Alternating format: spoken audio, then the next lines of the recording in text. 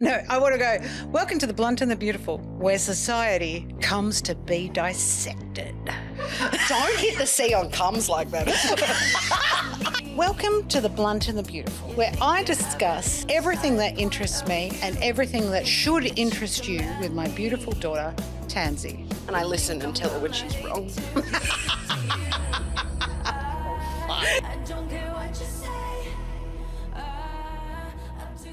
Welcome to the Blunt and the Beautiful. I'm your host, Kate Forster, and I'm here with the beautiful Tansy Gorman, who is my daughter. And the other host. Fucking hell. All right, I'll start again. No, keep it. That's beautiful. That's great. Get fucked, all right. We're just humans. Okay, now listen, shut up. We're here with psychologist Taash Balakas. Hello. Did I get it right? You got it right. First go. Fuck yeah. Thanks, mate. Thanks, Love it. mate. Now, I've seen your stuff on social media. I love how real you are. I love how you're not a wanker, because sometimes therapy online can be pretty wanky, and you're not. No, I think from very early on, I noticed that psychologists can often present with some kind of hierarchical complex.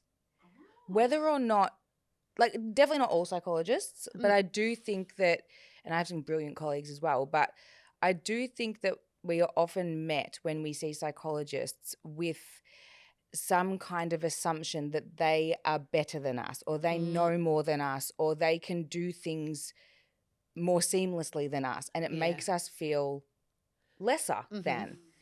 And so my whole building who I was as a psychologist was to make sure that I didn't spread that message, because we're all just doing our best. Yeah.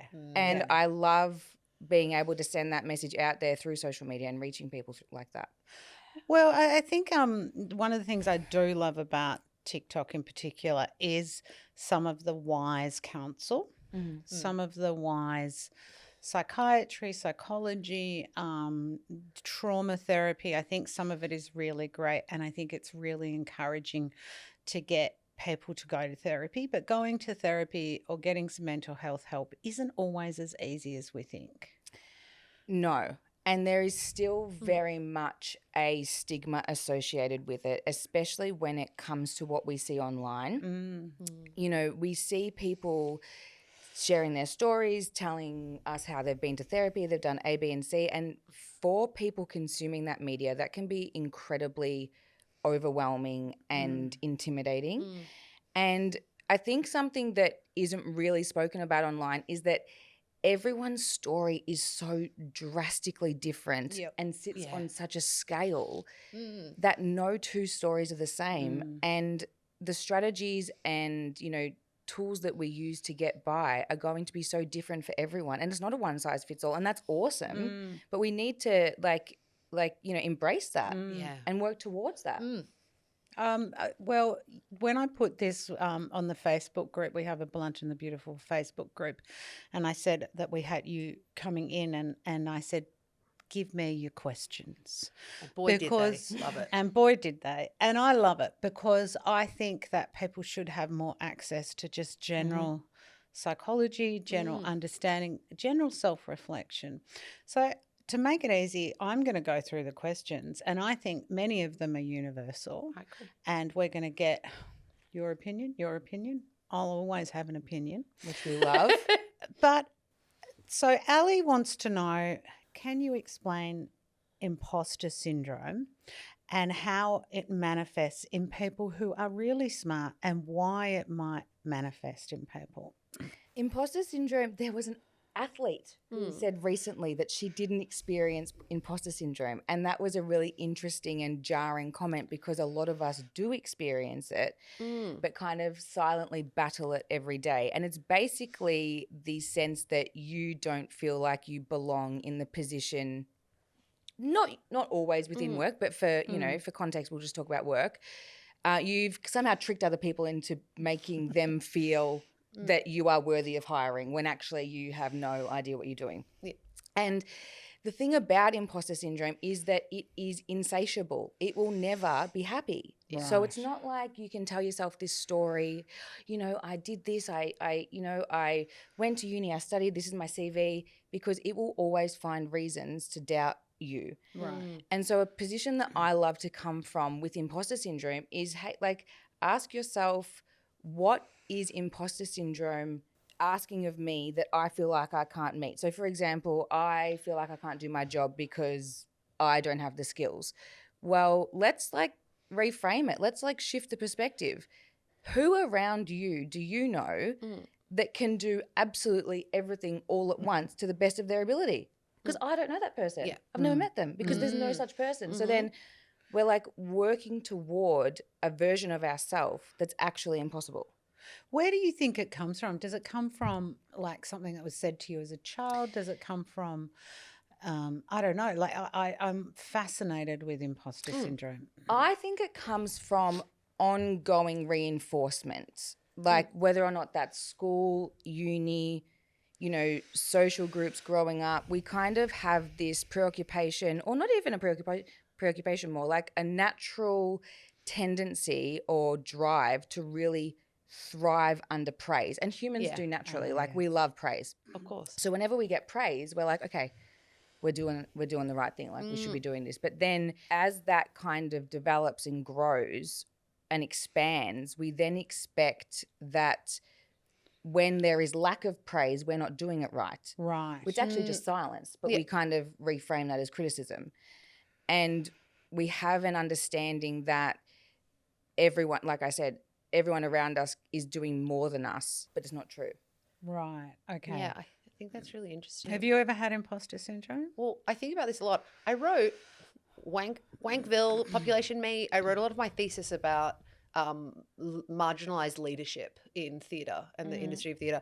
And I thought about it a lot because my experience of imposter syndrome from me and my peers was it was mostly women or people from marginalized communities that experienced it when they were in specific positions, particularly positions of leadership. And I thought about it a lot and I was like, I think it's because we have no blueprint. Yeah. Because progress is still progressing. Yeah. And so I can't be like, well, women have been directors since Shakespeare, so of course I'm in this position. And the pastoral care infrastructure is not built into industries for people from different communities to have positions of leadership and to support them through that. And so you feel kind of marooned in a space by yourself, and you also don't have anyone to measure yourself against or to be like, oh, well, when this person did it, they did it like this. Is this how I should do it? Whatever. There's no modeling, basically. Because it's so new, particularly for women to be in these large positions of leadership. And so, yeah, you feel like an imposter because you're like, how did I trick people into being like, I'm the one good girl? They're so fucking rude to all the other women. Yeah. How did I trick them? Yeah. And I think there's just no modeling for it. And so it's really hard. Yeah. Exactly. There's no, you know, across all environments as well, there is no book that says this is how you do it. Yeah. Tick these boxes and you'll hit the nail on the head. So you're working towards an ambiguous target. It's reasonable to feel like an imposter if you're one of the first people doing it. Absolutely. So, you know, that was very helpful. The next question I have for you, again from Ali. Ali's got a lot of questions. Love you, Ali. Love you, Ali. Ways to stand up for yourself in terms of self-advocacy, saying no. She's got a lot. Feeling you aren't good enough, getting rid of expectations from your parents, ways to talk to yourself when you're in a quandary. And we discussed this off the podcast about the self-talk. Yes. And the impact of that and where does that voice come from. So what is self-advocacy really, and is it selfish? Well, it's not selfish, no, but I do think we are not comfortable with being honest and upfront with what we want. And that's what self-advocacy is obviously speaking up, not obviously, actually, is speaking up for ourselves in times where we feel like we're not being heard, listened to, understood, you know, advocated for. And I work with self-advocacy a lot with my clients because, you know, often my clients have a really big team around them of health professionals, whether it be GP, you know, dietitians, psychiatrists. And we always talk about the fact that no one is going to come and save you in that space. So it's almost like we have this expectation that, okay, well, if I don't speak up, like someone will, but very often they don't. So it's either like choose your hard, basically. It's hard to not stand up for yourself and self-advocate, but it's also hard to do that and start doing that. So I feel like this way is more progressive. Yeah. Standing up for yourself is tricky, but it's also, I think that there's a very kind of arrogant way of doing it, which is often pushed on social media, not always, but there's also a really respectful way to do it and a really like inquisitive and curious way to do it, which is like, hey, like this doesn't feel that great to me right now. I don't love standing up for myself, but I was wondering if there is something else that we can do about this. Yeah, because it's just not feeling that good. And I think we have a lot of shame in not doing it right all the time. So like, for example, standing up for yourself, if you don't know how to do it like 100%, then you'll kind of shy away. Yeah. When really, it's really awesome to ask questions and learn. Yeah. Where do you think women in particular sort of stop self-advocating? In what kind of areas? Health or boundaries or overgiving? What are the things that come up for you with your clients? It's very interesting because health is one. Yeah. Health is a big one, like where there's self-advocacy because they're busy, but also because there's not a lot of education around what they should be speaking up about. The other one is time. Yep. Yeah. And it's interesting because it's like kind of like this natural gender role that you just fall into that you've always kind of known about and didn't want to fall into, but then you do. And then it's kind of tricky to backstep out of it because you're already there. In terms of standing up for yourself and not letting that continue, it's a really good perspective to take around, well, no one is going to come and save me. What can I do that's respectful to all people, including myself? And I think that if you don't learn to self-advocate, then your body or mind will do it for you. Yeah. And that's always Yeah. that's always brutal. I mean, I have chronic pain, and so I did a series of sessions at the Royal Melbourne, Pain at the pain clinic, Wow. and did pain psychology with them, and pain management psychology. That's a really stuff. interesting space. It was amazing. I loved it, but it was also really confronting, but fantastic. Yeah. And I had only before then ever seen a psychiatrist, had never seen a psychologist, and so Yeah. it was kind of a new space for me. But one of the big things that the psych I spoke to there was constantly like, you just need to tell people. You just need to tell people what you need. And, you know, I work in a space where every day at the start of every like rehearsal or whatever, we check in and we say how we are to the room. And the first time I was like, hi, everyone, you know I'm like leading the room, but I just need you to know I'm experiencing like a chronic pain flare up today. And so I'm not working at my full capacity. And so I'll need this, this, and this. And I felt sick doing it. I was like, I don't know, even though there's nothing shameful about needing things, right? And there's nothing shameful about having like access needs and, you know, whatever it is. There's something about sitting up there, and it was like, you know, the parents in Charlie Brown, like they're like, blah, blah, blah, blah, blah. It was like if you translated it, was me being like, hi, everyone, I'm a big loser. Yes. And I need all these fucking loser things And I can't as a do loser. anything at Yeah, all. I'm a Yes. little baby who Yeah. needs everyone to do Exactly. my work for me. Yeah. But I was like, that's not what I'm saying. But it feels like that. Yeah. It was crazy. But that's a very female thing, and with a disability is like, I don't want to be the difficult one. Yeah. I don't want to ask for what I need. And, you know, particularly I'm 54, so I see a lot of women carrying entire families on their back. Like, and we're heading towards Christmas, you know, like I think about all the women who are doing the kin holding of the work of doing all the families and organising the lunch. Yeah. And, you Who's know, cooking what? yeah, Yep. who's coming to what, Yep. and it's just such a, and then they go, why is mummy drinking? Yeah. Why is Mummy's mum very tired. screaming while she cooks and makes the salad? So how can we help people say no without guilt? Because that's something I've only learnt in the last 10 years. I love saying no. That's one thing I'm good at in this life. One thing I'm real good at is being like, oh, no. No, thank you. Oh, no, thank you so Not for much, me. though. Oh, that sounds so fun. I think I'm going to have a home night. Yeah. That's not for me Yeah. today. Love yeah. you, though. People struggle with it though, Yeah, they particularly do. women Yeah, they my do. age. Yeah. It's again expectations. And I think, like, you know, I talk about it so much. It's about normalizing what we're actually all capable of. Right. Because, like, none of us are capable of doing everything really well all of the time. But that is the expectation and the measure that we have on ourselves. So we're always going to fail. So if we say to ourselves, look, like, I don't love having these conversations, but I also don't love being tired and overrun and burnt out and overstimulated. How can I really, like, I think a really nice way to welcome it too is with collaboration. Work with your family and friends. Say, hey, I'm really not liking that I can't do all of this. I'd love to be able to and support everyone, look after everyone. Right now, though, I do not have the capacity. What can we all do together? Yeah. Otherwise, I think boundaries, particularly on social media, you know, this just might be a me thing, but I feel that they're very kind of pushy in that, like, this is my boundary and don't cross it. Yeah, you know, they whereas get it wrong. Yeah. Whereas, like, that's not real life, because you can't just discount other people's expectations, because that's not how an interaction works. Absolutely. And a boundary is sort of, you know, I think the mistake that I see and my understanding of boundary is, you know, it's not telling someone what to do. It's what the outcome will be if that is overstepped. Yeah, it was like, my boundaries are for me, not for you. Like, that's the thing. It's, if I say a boundary is, I don't know, that I don't want to talk to you on the phone after 10 p.m., right? That's a boundary. I want my sleep time, whatever it is. It's I can't be like, well, you called, so you're the worst person and you overstepped. I just can't answer. Yes. I have to be the person that initiates the boundary. And that's exactly right. It's sitting in that. Yeah. And that bit's not nice. No. And it's the hard bit in sitting in that, and that's the work that feels really yuck. Yeah, it is. I mean, I get a lot of shit because I block rude people, and they say, well, Kate blocks rude people. And I said, but that's my boundary.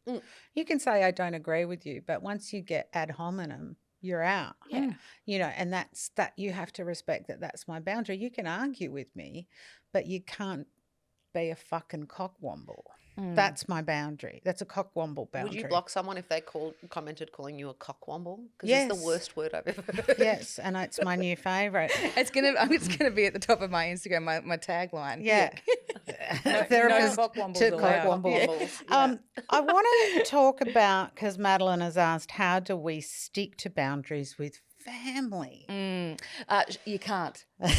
Short answer is Done. Yeah, next. Yeah. Okay. Fucking hell, that's so good. That's very, very hard, and I think it would have to take a very self-aware parent. Now, particularly, this is my theory, is that you are a better parent to your children when you recognise where they are in the cycle. If you are a parent of an adult child, then treat them like an adult. So I see a lot of people, you know, struggling with family, and they'll message me and I'll say, well, that's because your mum's treating you like you're 12 and you're 32. That's the difference. Yeah. So you have to say to your mum, I am an adult now and this is my boundary. Yeah. I think the trickiest thing about families is that there are many dynamics between multiple people. And so a lot of time and headspace is devoted to making sure those dynamics are looked after in a sense. And again, it's impossible because it's just not possible for one person to look after every other person's emotional response. So you find yourself being tired, overwhelmed. The best thing you can do for yourself, and I sound like a guru when I say this, but I'll just have everyone know that I can't do this. It would just be very good if I could. It is, you can only control your responses. Yes. Yes. Once you nail that, you're in a pretty good space. Yeah, I did an astrology session with a girl yesterday who works in a Northern Territory community, very small Aboriginal community, and she said she's going to come home for Christmas and face, you know, Aunt Pauline Hanson style. Like, it's going to be pretty disrespectful. And she was like, what, you know, what is some of the things? And I said, all you can do is control your response. But one of my favourite ones is and this is from my Tansy's godmother and my best friend, who's just like, what do you mean? Yeah. Can you explain that further? I don't understand. Yeah, Can you explain? What do you mean? It's the best. It's such a good, if you go in with curiosity and choose not to judge. I mean, it is really hard. And I remember having those conversations with my psychiatrist about this. And she was like, if you can't set those boundaries, set time boundaries. Say, I'm only going to do 15 minutes on the phone. I'm only going to go for 90 minutes and then I'm out, you know. I also think another really important one is to not, and this is not easy, but to genuinely meet their interaction with curiosity, as opposed to thinking they're out to get me. I know what's coming. You know, what are they going through? That's not going to make it easier to tolerate. No, But- it doesn't excuse it. But No, but it's like, what is the person that they are? Like, what kind of person are they? How am I going to be able to best interact with them with like least emotional turmoil? If that is controlling your responses, then it's such a strong perspective to come from. Yeah, it is. It's if you view it with curiosity and you go, I don't, you know, what do you mean, blah, blah, blah. What I'm not sure I understand. I mean, one, it's not a defensive position, but secondly, it also helps people hear what they're saying. Yeah, and also not which is very uncomfortable for a lot of people, but it doesn't automatically assume that they are out to hurt you. And with family, you know, and that's another one. I've sat down with over 1,000 people. I don't know one person with the perfect family. And we're measuring ourselves against a construct that doesn't exist. Like everyone sits down at family Christmas. There's no platonic ideal to actually measure up to. It doesn't fucking work like that, babes. It's not real. No. I mean, Karina says, I get fed up and then come across angry and rude. I mean, I understand that. You lose your shit at your family. You've tried to set the boundary and then you just lose it. I mean, I guess that for me, I would say as a friend, you need to sort of set time limits. But I don't know, as a therapist, what would you say if you feel yourself losing your shit? I think time limits is good, but I also see in that it's very like short term. Yeah. And it doesn't really get to where you want in terms of emotional, not neutrality, I guess acceptance. Yeah. And then so if you're in a space where you're like, okay, this is not sounding good. I don't like what I'm not liking what I'm hearing. You know, I'm getting tired of these people. It's very, very normal to get tired of people. Put me in a room with anyone for over 7 hours, like, you know, you'll lose your shit. But the skill is to be able to notice what you're going through and think, this is not where my headspace wants to be right now. Walk away, deep breaths, come back with a more, I guess neutral's the word for it, like perspective. Yeah. And just kind of meet them Try where and take they the are. heat out of it. Yeah. Yeah. Yeah. Less charged. And particularly if it's your parents, because, you know, I've got a girlfriend who said that every time she lives overseas, but every time she comes back to Melbourne and she sees her family, she goes, I turn into that person, like the role she played in the family. Yeah. She might be this incredibly balanced, you know, organised, amazingly sort of centered person overseas, and she comes back here. She reckons she gets off at Tullamarine and turns back into that idea of what her family have her be. I noticed this with me, and we have a very like balanced, functional family. But when I would be at uni and I would come home for the summers, and because I studied interstate, and I would come home and stay with you guys, and within 2 weeks you'd be like, "What are you doing today? Who are you seeing?" And I'd be like, "Why are you on top of me?" Like suddenly you're 15 again. And then I would leave the house and go see my friends or whatever, and I'd sit there and I'd be like, I know she didn't do anything wrong, and I didn't do anything wrong, but I think we might kill each other. And I just, because you regress and you revert back to, I don't know, the last time I lived in your house, I guess. Yeah, and that was my learning to go, hang on, she's an adult now. Yeah. And I think that's when I see people go, oh, you know, why doesn't my daughter come and see me? It's because get it fucking out of her grill, man. She's 27. Let her do her thing. Tell you your thing. Miranda wants to know, how do I stop taking everything negatively? One small comment and I assume I'm in the wrong or I've done something wrong. Self-esteem. Yeah. Okay. That's self-esteem. Again, something that women struggle with. I'd say more so than men, but I also don't speak to a lot of men. So Fair enough. Yep, don't know. They're not my population. Self-esteem or self-worth, or? I think sometimes they're interchangeable. I think I always kind of, with comments like that, you know, I speak to women all the time who say very similar things like that. And I would say, you know, should you perceive somebody, say you know someone who's got like really high self-esteem or whatever it is. Imagine they were being told these comments that you're not responding too well to. Someone with high self-esteem, you would assume, would be less wobbled by that. So their foundation is stronger in how they see themselves and how they feel that other people see them. So they're a lot more stable in their self-perception and also in their values. Right. So if for whatever reason someone says to someone, you know, a negative comment that really throws them, you would be really inclined to ask them, what do you think of yourself? Like, tell me how you feel about yourself. How do you think that you interact with people, and how do you think that people interact with you? Because that would kind of assume that your mind is looking for evidence constantly that you're not good enough. Yeah. It reminds me of the imposter syndrome thing, right? That if someone says one negative thing about you, you're like, oh, they've worked it out. I am a piece of shit. I'm exposed. Yeah, they knew. They knew before even I did, you know? Whereas someone with kind of a very solid sense of self might be like, that's about you, babe, not me. Yeah, that's on you. Why are you talking like that? Or what is it about this situation that makes you think those things? And again, they would meet it with like curiosity as opposed to like, oh, that must be right. Yeah. That must be correct. Yeah, everyone knows I'm shit. Or the rejection of the comment might be not with malice, but with like, oh, babe, no, that's not my business. I gotta go. Yeah. Bye. Stay curious, sweetie. I gotta go. What happens to the brain during social anxiety? What is the messaging that people are getting around that? Usually it's when our default is that we're not good enough. And then you're spending your interactions trying in whatever way to show people that you're good enough. So when, you know, you have a social interaction with someone and, you know, we've all walked away from that interaction being like, what on earth did I just say? Or whatever it might be, that anxiety continues to then inform how you feel about yourself when actually they're not related. No. Like what you talk about in an interaction with someone and the person that you are not the same thing.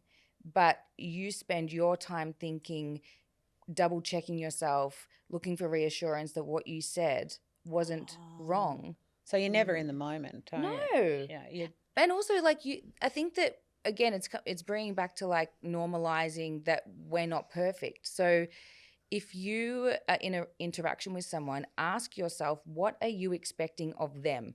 Yeah. Because you're not expecting them to show you that they're the most, you know, successful person in the world and they don't make mistakes and they're full of confidence.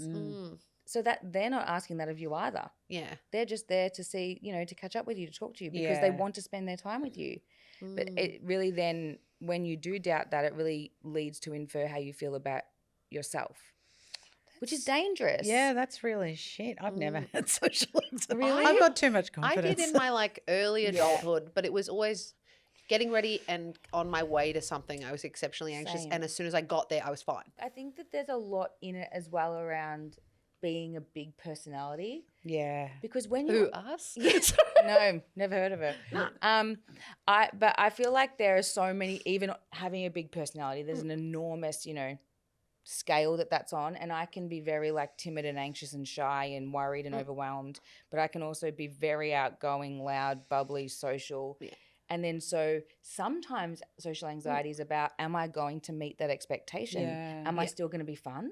Yes. Like, what if I'm not fun for these people? Yeah, you're quiet tonight, Kate. Yeah, that one. what's I get going that on? sometimes. Yeah, exactly. And then so it's like, oh, and then there's a whole nother loop that goes with that, which is like, they want this from me. I'm not getting that. Therefore, they're not going to want to hang out with me. Yeah, and there's the other end of social anxiety where you overperform because you know, put your jazz hands on and you're I felt at uni. I still wear a lot of makeup now, but I used to wear big graphic, bold, blah, blah, blah. And I started doing it all the time because I loved it. And then I felt this crazy pressure because on the occasional days where I didn't do it, people were like, are you okay? Are you sick? What's wrong? Yeah. Was that your barometer? Yeah, exactly. And I'd be like, fuck, okay, sorry, got to turn a look real quick and I'll come back for the afternoon lecture. And like the pressure of it felt so crazy. And I remember lying in bed one night. This is so like silly. But I lay in bed one night being like, oh, I love makeup so much and I love doing this, but fuck, I wish I hadn't. Because now I feel this crazy pressure to like perform myself aesthetically so that people are like, that's Tansy. I know Yeah. Tansy. That's what Tansy does. And I think you don't really, I mean, we do owe each other manners and politeness and kindness, but you don't owe each other that version of if you can't show up. I think it happens a lot to women in work, what they call the social housekeeping, where women have to keep if you're early on a Teams call and you have to do the chat. And, my male manager would just sit there silent with the camera off, but the girls would be like, how's your weekend? It's like, I'd hear myself doing it and holding the space, and then I just went, fuck, I'm going to act like a male mid-level manager and say nothing. Just sit there.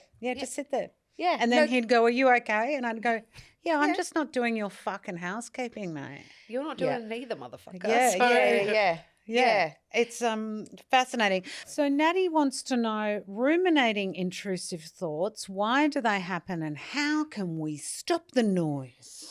Okay, so rumination is one of my favorite things. Again, I love to come from the perspective that this is what would happen in an ideal world. We need to kind of keep in mind the point that we're trying to reach, which is no rumination, and no self-doubt, and because that often doesn't exist. Yeah. So we need to be realistic in what it is that we're aiming for. When we are kind of realistic about, okay, we're going to have some of these thoughts, not all the time, hopefully, but some of them, it makes the target, or I guess goal, slightly more achievable. And the biggest lesson I learned about rumination was when you do ruminate, it's actually a choice. Right. Or to look at it from that perspective. Yeah. And so over time, without effort, you subconsciously evolve to just continually invest emotionally in that thought. Yeah. As opposed to just watching it go by. Are you getting a chemical hit from that ruminating? Are you getting like a cortisol or adrenaline? Like, is your body kind of caught in that loop, do you think? It's like a funny thing that anxiety does. It's that it makes us feel that we have more control about it if we're sitting there thinking about it. Yeah. Right. Which well, you get into that kind of scary Tumblr core luxuriating and you kind of your ill-fatedness. Yeah. And it becomes kind of, pardon my language, but like it can become almost masturbatory, right? Because you just sit there and you're like, oh, I got to think it through. And you're like, what are we really doing though? Because you're not going to action any of these fucking And great the funny thoughts. thing about it is that at the end of this rumination or this overthinking, it's again not satiated. No. So it's not like you've come to some kind of conclusion after 3 days of thinking, relentlessly, and then it's solved because it's not. It's not constructive. Yeah. No. So it's funny because anxiety and rumination and overthinking, I wouldn't say that anxiety is a choice, and I say very lightly that rumination is a choice, but when we don't do it, say that we observe that thought and watch it pass us, when we don't do it, we actually don't really know what to do with ourselves. Yeah, like, you've got all this spare time. Yeah. So you're like, I might just go back into that because I don't really know what to do out here because it's predictable. That sitting over there, ruminating is predictable and we know what's coming.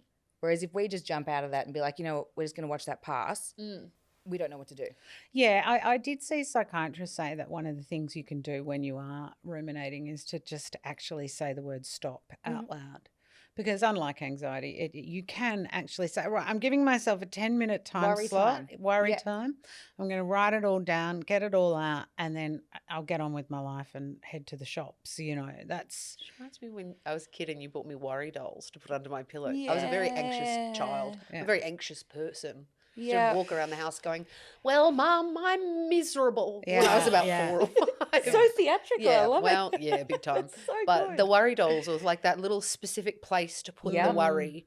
Even as a kid, really, I felt like it helped. It has a home. Yeah, my dad had worry beads. He had really bad anxiety. Wow. He had like the Greek worry beads, and it wasn't even Greek. Decentering men and how it impacts women's self-esteem. Let's go. Let's do it. Fabulous. My thing with decentering men is that it is not anti-men. It is just taking them away from informing our decisions.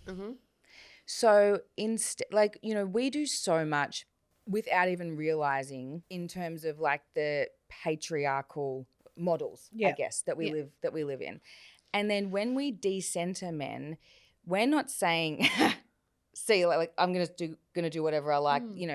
We're just bringing more equality into our decisions. Yes, that's all it is. That's it. Yeah. But people find it like jarring. Yeah, they think it's anti-men. Well, I think everyone's going to become radical lesbians. Yeah, and in a which wouldn't be perfect bad. world, we would. Yeah. But we can't. Would it be that bad? Yeah, No. come on. Yeah. I mean, it's very interesting that women asserting themselves and being like, I would like to make decisions in my own life that are for me and not for this kind of bell hooks-esque inside every woman there is a man watching her kind of idea. Yeah. And I would like to make the choices for me. And people are like, you selfish bitch. But this is why women who divorce have such great lives. Well, they're living. Yeah, they are living. Yeah. Like the women who decide, you know what, you're a cockwomble and I'm out of here, their lives just shoot off into great directions and they're doing great things and they're having great relationships with their kids. And meanwhile, the husband's gone and got remarried. Yeah. Absolutely. Because she hasn't learnt that lesson yet, that you can have a happy relationship and a happy marriage and with a man, but your first choice shouldn't be what does Stuart want for dinner. It should be what do I want for dinner, and Stuart's going to eat it, and Stuart's going to have that. Yeah. You know, that's and if Stuart's night to cook is that what does Stuart want for dinner, fine. Yeah. But it has to be completely balanced. I mean, this is one of the things that I struggle with men saying, you know, women are anti-men and all of that. We're just asking for basic equality. It's, you know, undoing that work takes time. I've had to undo it, those gender roles in my house. And it's very interesting how quickly you fall into them without realizing, and then you've grown up knowing about these gender roles and then thinking to yourself, right, you're not going to do that, but all of a sudden your husband goes to work, you're at home looking after a baby, and then you're cooking and cleaning. You're like, that almost happened overnight. The emphasis is exactly on equality. And you know, I see so many people who struggle with this, and it's genuinely because they struggle to have the conversations about that with their partner. Yeah. You know, so when it comes to decentering men, it would be around, hey, I know that you work really hard. I also work really hard. How can we collaboratively work together to make our lives easier and less competitive in a way? Yes. You know? That's a really big one. Have that conversation earlier in the marriage or the relationship, and particularly before you have children. Yeah, because it can actually be really, like it's really valuable. Yeah. But you know, the people I speak to, they've been married for 20 years, and I say, you know, why don't we just talk about, you know, what would work for both of you? And they go, oh, I couldn't do that. And it's like, that to me, that just makes me feel sad because you're so stuck. Yeah. You know? Yeah. And then women get that rage when they hit menopause, Yeah. and then they're just ready to burn the house down. And the divorce came out of nowhere. A few questions at the end that all kind of come together is, how can I practice radical acceptance of my physicality, and sort of have a little more confidence? And I do think they're kind of tied up, because particularly acceptance of physicality, that is a hard one in terms of what you look like. Should I be thinner? Should I be curvier? Should I have more confidence even though I'm bigger? Should I have more confidence even though, you know, I'm skinnier? I don't know. There's so much pressure on the way women look. Foremost is to make sure that what you're working toward is something that makes you happy. Yeah. You know, we know, everyone knows, or particularly women know, that our lives are about taking up less space when we were growing up. That's what it was like. Yeah. So when you're small, you take up less space. So that means you're good and you're in that box and you're doing the right thing. And then that then informs how we feel about ourselves, how we move through the world, how we interact with people, how people view us. So if we are meeting expectations, people must view us as like we're doing the right thing. And that means we need to keep doing that. So I know on social media there is, you know, empowerment in different shapes and sizes, and, you know, making sure that you love what you look like and you're genuinely happy about how you present. But I still think that there is an enormous amount of pressure. Oh, incredibly. Huge. And I think it's getting worse Yeah. on social media at the moment. It Yeah. reminds me of when I was growing up and I was a kid who was on Tumblr a lot. Yeah, or and Dolly. Twitter. But the kind of specifically anorexia Twitter It's being back. exposed of. It's huge now, again, on TikTok and Threads, and it's massive. kind of, these young girls in particular that would, I don't know, have found that very scary, very unproductive kind of community in spaces like schools. It's all online. Yeah. And I think that it's so hard to monitor and understand, and it's really scary. It for is. young women. And there's like it's almost like a subculture, because the top one is like inclusivity, love who you are, love, move through the world however you'd like to. But the subculture is like, no. You can't be fat.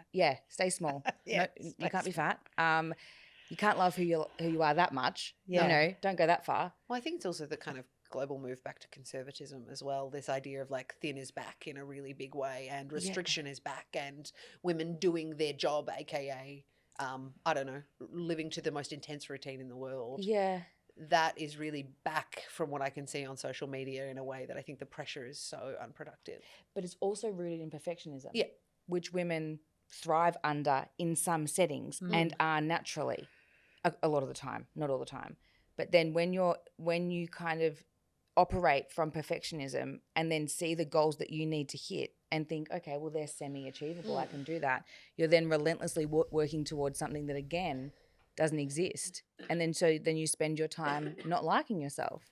Yeah, that's the thing for me, is the more work I've done on accepting who I am, self-regulation, self-acceptance and knowing my own self-worth, the less I love an outfit and I love fashion, but I'm also a size 20 and I'm okay with that.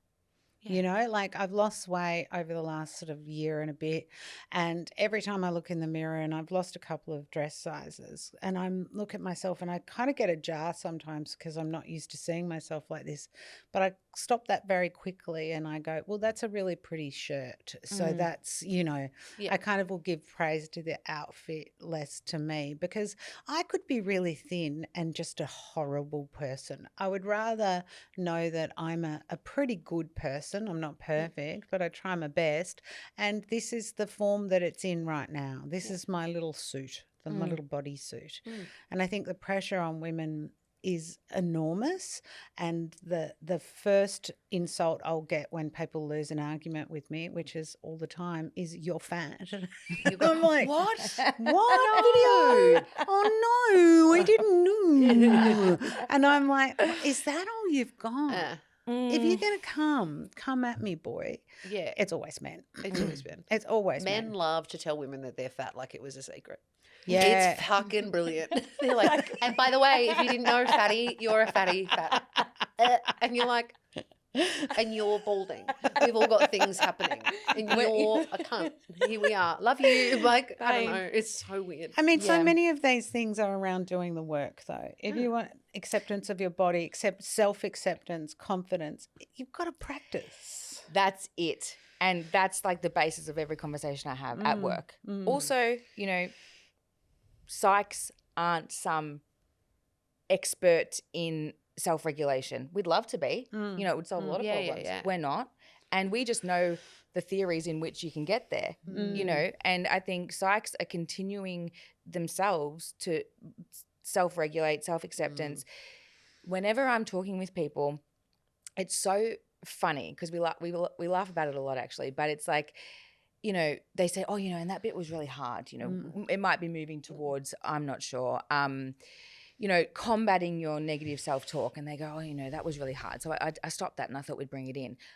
I'm like, no, like it's that bit, like that's the work. It's horrible and it's really, really hard. And then we get caught up in perfectionism again, where we're like, oh, I'm not very good at that. I'll just go back to what I know, which is hating myself and, talking down to myself. Whereas like reframing those thoughts and giving yourself a space to talk nicely to yourself after X amount of years of speaking horribly to yourself is not something that you're going to learn overnight. It's a process. Yeah. And you've got to build new brain pathways and you've got to going back and relearning stuff. It is a really long work sometimes, but it is so worth it. It's very, very worth it. And people, the hardest thing in therapy to see is when people get disheartened because they're not doing it right. And it's like, well, no, it's hard and it's a skill.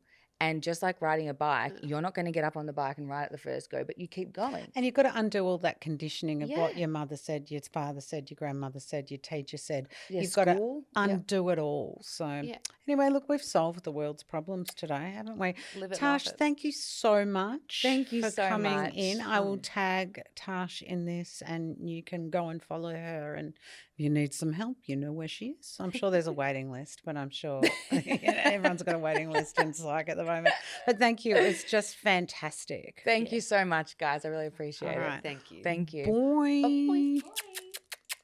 I don't care what you say.